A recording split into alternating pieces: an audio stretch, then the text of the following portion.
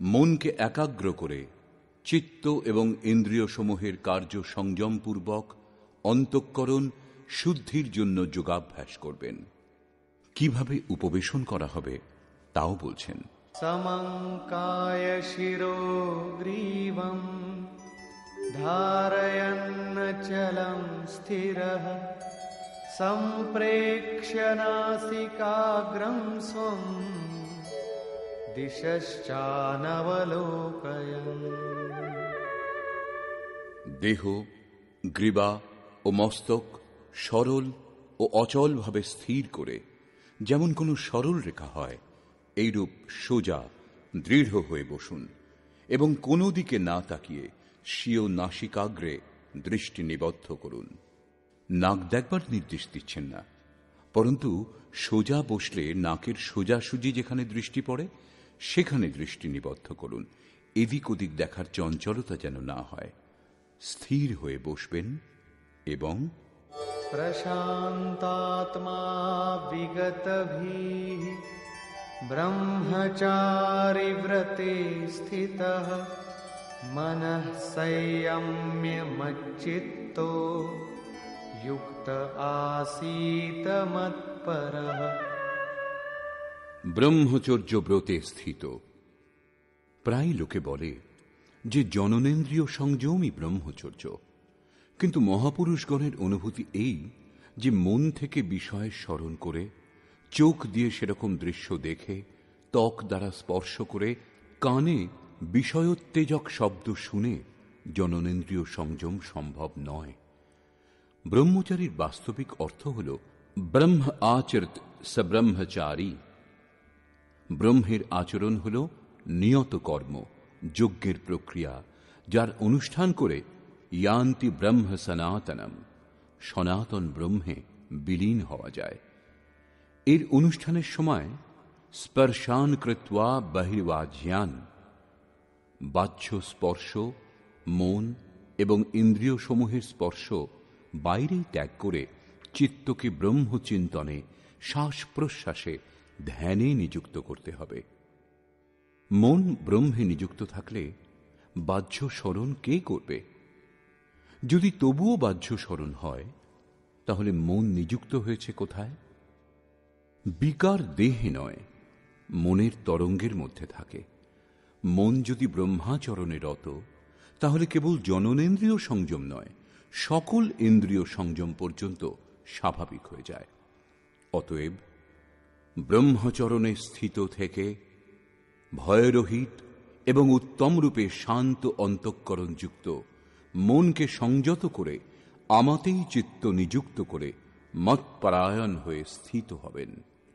এরূপ আচরণের পরিণাম কি?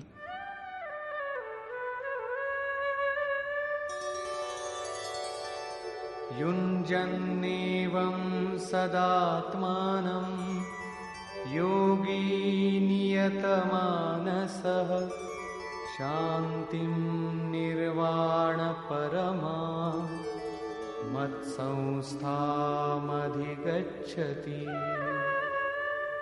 এইরূপ নিজেকে নিরন্তর সেই চিন্তনে নিযুক্ত করে যোগী সংযতভাবে মন সমাহিত করে আমার স্থিতিরূপ পরাকাষ্ঠাযুক্ত শান্তিপ্রাপ্ত হন।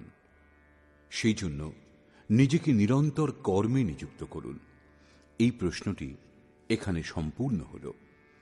এর পরের দুটি শ্লোকে তিনি বলছেন, পরমানন্দযুক্ত শান্তির জন্য শারীরিক সংযম, যুক্তাহার, বিহারও আবশ্যক। নাত্যশ্নতস্তু যোগোস্তি ন চৈকান্তমনশ্নতঃ ন চাতি স্বপ্নশীলস্য জাগ্রতো নৈব চার্জুন। অর্জুন, এই যোগ অতি ভোজীর সিদ্ধ হয় না এবং একান্ত অনাহারীরও সিদ্ধ হয় না, অত্যন্ত নিদ্রালুর এবং অতি অনিদ্রা অভ্যাসীরও সিদ্ধ হয় না। তাহলে কার সিদ্ধ হয়? যুক্তাহার বিহারস্য যুক্তচেষ্টস্য কর্মসু युक्तस्वप्नावबोधस्य योगो भवति दुःखः। দুঃখের নাশক এই যোগ তাঁর পূর্ণ হয় যিনি পরিমিত আহার বিহার করেন, কর্মে পরিমিত চেষ্টা করেন এবং যার নিদ্রা ও জাগরণ সন্তুলিত। অধিক ভোজনে আলস্য, নিদ্রা এবং প্রমাদ ঘিরে ধরে, তখন সাধনা ব্যাহত হয়। আহার ত্যাগ করলেও ইন্দ্রিয়সমূহ দুর্বল হয়ে যায়, অচল স্থির হয়ে বসবার ক্ষমতা থাকে না। পূজ্য মহারাজজি বলতেন, যতটা খোরাক তার থেকে একটা দুটো রুটি কম খাওয়া উচিত। বিহার অর্থাৎ সাধনের অনুকূল বিচরণ, অল্প পরিশ্রমও করা উচিত। কোনো কাজ খুঁজে নিতে হয়, অন্যথা রক্ত সঞ্চার শিথিল হয়ে যাবে, যার ফলে রোগ ব্যাধির শিকার হবে। আয়ু, নিদ্রা ও জাগরণ আহার ও অভ্যাসে কম বেশি হয়। মহারাজজি বলতেন, যোগীদের 4 ঘন্টা শয়ন করা উচিত এবং সব সময় স্মরণ মনন করা উচিত। যে বৃথা জাগরণ করে সে শীঘ্রই পাগল হয়ে যায়। কর্মে পরিমিত চেষ্টা হওয়া দরকার, অর্থাৎ নিয়ত কর্ম আরাধনার অনুরূপ নিরন্তর প্রযত্নশীল হওয়া দরকার। বাহ্য বিষয়গুলি স্মরণ না করে সর্বদা তাতেই যিনি নিযুক্ত, তাঁরই যোগে সিদ্ধি লাভ হয়। সঙ্গে সঙ্গে यदा विनियतं चित्तम् आत्मन्येवावतिष्ठते निःस्पृहः सर्वकामेभ्यो युक्त इत्युच्यते तदा। এই প্রকার যোগের অভ্যাস দ্বারা বিশেষ রূপে সংযত চিত্ত যে কালে পরমাত্মাতে উত্তম রূপে স্থিত হন, প্রায় বিলীন হয়ে যান, সেই কালে কামনা থেকে মুক্ত পুরুষকে যোগযুক্ত বলা হয়। এখন বিশেষ রূপে বিজিত চিত্তের লক্ষণ কি?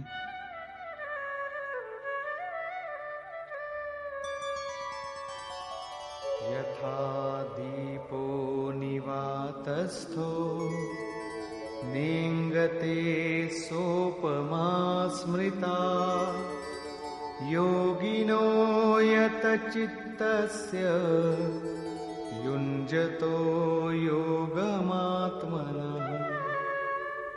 বায়ুশূন্য স্থানে অবস্থিত দীপ শিখা যেমন কম্পিত হয় না, শিখা ঊর্ধ্বমুখী হয়, তাতে কম্পন হয় না, সেই উপমা দেওয়া হয়েছে পরমাত্মার ধ্যানে প্রবৃত্ত চিত্তজয়ী যোগীর সঙ্গে। প্রদীপ তার উদাহরণ মাত্র। বর্তমান সময়ে প্রদীপের প্রচলন কমে গেছে। বায়ুতে বেগ না থাকলে ধূপকাঠির ধোঁয়া সোজা ওপরের দিকে যায়। এটা যোগীর বিজিত চিত্তের একটা উদাহরণ মাত্র।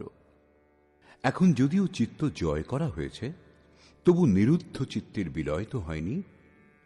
যখন এই নিরুদ্ধ চিত্তেরও বিলয় হয়, তখন কি বিভূতি লাভ হয়? শুনুন।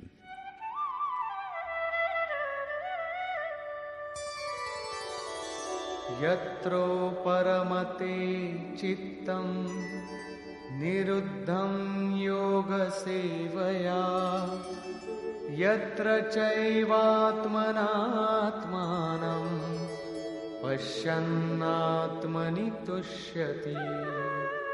যে অবস্থায় যোগাভ্যাসের দ্বারা অভ্যাস না করলে কখনো নিরুদ্ধ হবে না, অতএব যোগাভ্যাস দ্বারা নিরুদ্ধ চিত্তেরও নিবৃত্তি হয়, বিলীন হয়ে যায়, শেষ হয়ে যায়, সেই অবস্থায় আত্মনা স্বীয় আত্মার দ্বারা আত্মানম পরমাত্মার দর্শন করে আত্মনি এবা স্বীয় আত্মাতেই সন্তুষ্ট হয়। কারণ প্রাপ্তিকালে পরমাত্মার সাক্ষাৎকার হয়, কিন্তু পরক্ষণেই তিনি নিজের আত্মাকে সেই শাশ্বত ঈশ্বরীয় বিভূতিগুলিতে ওতপ্রোত দেখেন। ব্রহ্ম যেমন অজর, অমর, শাশ্বত, অব্যক্ত এবং অমৃত স্বরূপ, তেমনি আত্মাও অজর, অমর, শাশ্বত, অব্যক্ত ও অমৃত স্বরূপ আছে, কিন্তু তবুও সেই আত্মা অচিন্ত। যতক্ষণ চিত্ত এবং চিত্তের তরঙ্গ বিদ্যমান, ততক্ষণ আপনার উপভোগের জন্য নয়। নিরুদ্ধ চিত্ত এবং নিরুদ্ধ চিত্তেরও বিলুপ্তিকালে পরমাত্মার সাক্ষাৎকার হয় এবং দর্শনের পরেই সেই ঈশ্বরীয় গুণধর্মে যোগী নিজেকে যুক্ত দেখেন। সেই জন্য তিনি নিজের আত্মাতেই সন্তুষ্ট হন। এই তাঁর স্বরূপ, এই হল পরাকাষ্ঠা। এরই পূরক এর পরের শ্লোকটি। সুখমাত্যন্তিকং যত্তৎ বুদ্ধিগ্রাহ্যমতীন্দ্রিয়ং वेत्ति यत्र न चैवायं স্থিতশ্চলতি তত্ত্বতঃ। এবং ইন্দ্রিয় সমূহের অতীত কেবল শুদ্ধ সূক্ষ্ম বুদ্ধি দ্বারা গ্রহণযোগ্য যে অসীম আনন্দ আছে, তা যে অবস্থায় অনুভব করেন এবং যে অবস্থায় স্থিত হয়ে এই যোগী ভগবৎ স্বরূপকে তত্ত্ব সহিত জেনে বিচলিত হন না, সর্বদা তাতে প্রতিষ্ঠিত থাকেন। এবং यं लब्ध्वा चापरं लाभं मन्यते नाधिकं ततः यस्मिन् स्थितो न दुःखेन गुरुणापि विचाल्यते। পরমেশ্বরের প্রাপ্তিরূপ যে লাভ, পরাকাষ্ঠার শান্তি লাভ করে যোগী অন্য লাভ তদপেক্ষা অধিক মনে করেন না, এবং ভগবৎ প্রাপ্তিরূপ যে অবস্থায় স্থিত যোগী মহা দুঃখেও বিচলিত হন না, কারণ তার দুঃখ বোধ হয় না, কারণ যে চিত্ত বোধ করত তা বিলীন হয়ে গেছে। এই রূপ তম বিদ্যা দুঃখ সংয়োগ वियोगं योगसंगितं सनिश्चयेन योक्तव्यो योगो निर्विण्णचेतसा। যা সংসারের সংযোগ ও বিয়োগ থেকে রহিত, তার নাম যোগ। সে সুখ আত্যন্তিক, তার মিলনকে যোগ বলে। যাকে পরম তত্ত্ব পরমাত্মা বলা হয়, তার মিলনকে যোগ বলে। সেই যোগের অভ্যাস স্থির হয়ে নিশ্চয়পূর্বক করা কর্তব্য। যিনি ধৈর্য ধারণ করে রত থাকেন, তিনি যোগে সফল হন।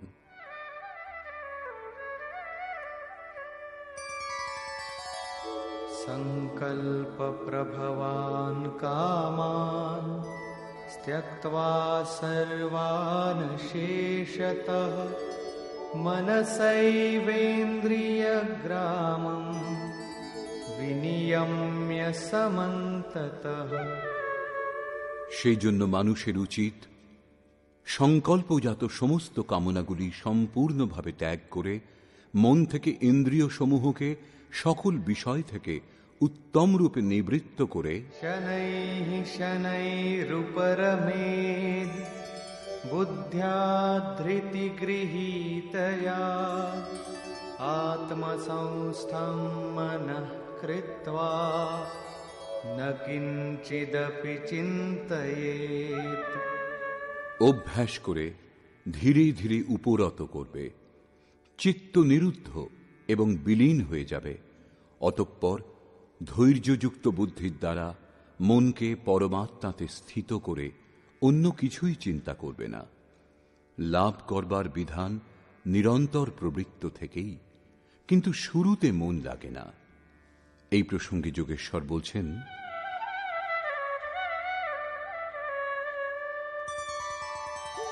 यतो यतो निश्चरति मनश्चञ्चलमस्थिरं ततस्ततो नियम्यैतद् आत्मन्येव वशं नयेत्। এই অস্থির ও চঞ্চল মন যে যে কারণে সাংসারিক পদার্থে ধাবিত হয়, সেই সেই বিষয় থেকে নিবৃত্ত করে বারবার অন্তরাত্মাতেই নিরুদ্ধ করবেন। প্রায় লোকে বলে যে মন যেখানে যেতে চায় যেতে দাও, প্রকৃতির মধ্যেই কোথাও যাবে, এবং প্রকৃতিও ব্রহ্মের অন্তর্গত। প্রকৃতিতে বিচরণ করা ব্রহ্মের বাইরে নয়। কিন্তু শ্রীকৃষ্ণের অনুসারে এটা ভুল। গীতায় এই সমস্ত মান্যতাগুলির কোনো স্থান নেই। শ্রীকৃষ্ণ বলছেন, মন যে যে বিষয়ে ধাবিত হয়, যে মাধ্যমে যায়, সেই মাধ্যমকেই সংযত করে পরমাত্মাতে নিযুক্ত করবেন। মনকে নিরুদ্ধ করা সম্ভব। এই নিরুদ্ধের পরিণাম কি?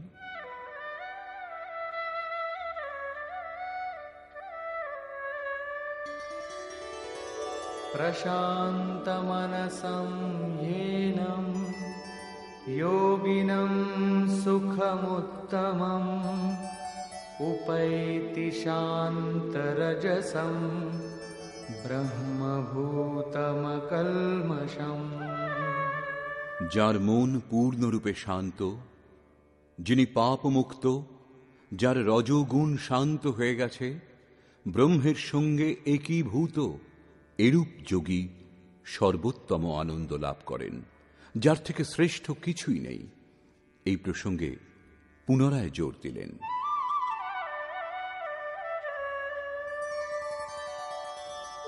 युञ्जन्नेवं सदात्मानं योगी विगतकल्मषः सुखेन ब्रह्म संस्पर्शम् अत्यन्तं सुखमश्नुते। এই রূপে আত্মাকে নিরন্তর সেই পরমাত্মাতে যুক্ত করে নিষ্পাপ যোগী সুখপূর্বক পরব্রহ্ম পরমাত্মার প্রাপ্তির অসীম আনন্দের অনুভব করেন। তিনি ব্রহ্ম সংস্পর্শ অর্থাৎ ব্রহ্মে স্পর্শ এবং তাতে স্থিত হওয়ার সঙ্গে অসীম আনন্দের অনুভব করেন।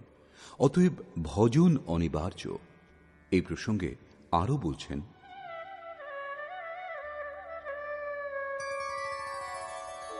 सर्वभूतस्थमात्मानं सर्वभूतानि चात्मनि ईक्षते योगयुक्तात्मा सर्वत्र समदर्शनः। যোগের পরিণামের সঙ্গে যিনি যুক্ত, সর্বভূতে সমদর্শী যোগী নিজের আত্মাকে সর্বভূতে দর্শন করেন এবং সমস্ত ভূতকে নিজের আত্মাতেই প্রবাহিত দেখেন। এরূপ দর্শন করলে কি লাভ? यो मां पश्यति सर्वत्र सर्वं च मयि पश्यति तस्याहं न प्रणश्यामि स च मे न प्रणश्यति। যিনি সর্বভূতে পরমাত্মা রূপ আমাকে দর্শন করেন, ব্যাপ্ত দেখেন এবং সর্বভূতকে সর্বাত্মা আমাতে দর্শন করেন, তার জন্য আমি অদৃশ্য হই না এবং তিনিও আমার জন্য অদৃশ্য হন না। এটাই প্রেরকের মুখোমুখি মিলন, সখ্যভাব, সামীপ্য মুক্তি।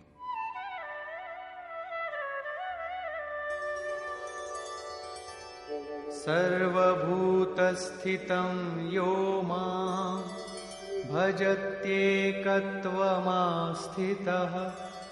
सर्वथा वर्तमानोऽपि स योगी मयि वर्तते। যিনি বহুর মধ্যে উপরোক্ত একত্বভাবে আমাকে ভজনা করেন, তিনি সর্বপ্রকারের কার্যে নিযুক্ত থেকেও আমাতেই অবস্থিতি করেন। কারণ আমি ব্যতীত তার জন্য আর কেউ নেই, তার সব কিছু বিলীন হয়ে গেছে। সেই জন্য এখন তিনি ওঠা বসা যা কিছু করেন আমার সংকল্পেই করেন।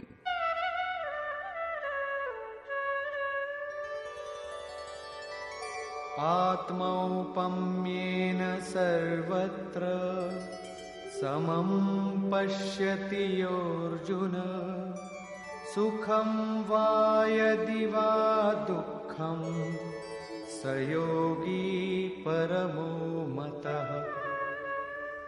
হে অর্জুন, যিনি নিজের সমান সর্বভূতকে দেখেন, সকল ভূতের সুখ ও দুঃখকে নিজের সুখ ও দুঃখের ন্যায় অনুভব করেন, তিনি, যার ভেদভাব সমাপ্ত হয়ে গেছে, সর্বশ্রেষ্ঠ যোগী। প্রশ্নটি সম্পূর্ণ হল। এই প্রসঙ্গে অর্জুন জিজ্ঞাসা করলেন, অর্জুন উবাচ